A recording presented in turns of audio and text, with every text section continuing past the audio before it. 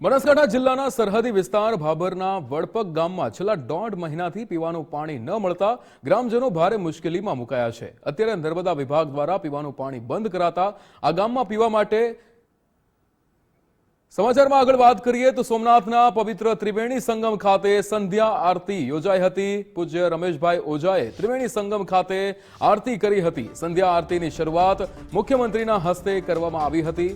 तीर्थ पुरोहितों द्वारा वैदिक मंत्रोच्चार साथे पूजा विधि करवामां आवी हती।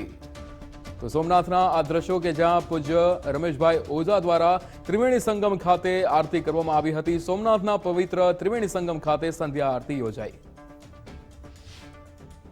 अपना गुजरातना माननीय मुख्यमंत्री श्री भूपेन्द्रभाई पटेलना द्वारा प्रारंभ थयो अने हवे नियमित आ आरती संपन्न થઈ રહી છે। આવનારા દિવસોમાં જેટલા યાત્રીઓ અહીંયા આવે છે એ બધાને આરતીની ખબર પડવી જોઈએ, એના વિશે એને માહિતી મળવી જોઈએ અને જેમ જેમ માહિતી મળશે આ દેશ શ્રદ્ધાથી ભરેલો છે।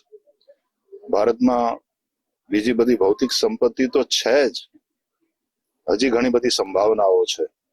સનાતન ધર્મના લોકો આપણે પ્રકૃતિની પૂજા કરનારા છીએ।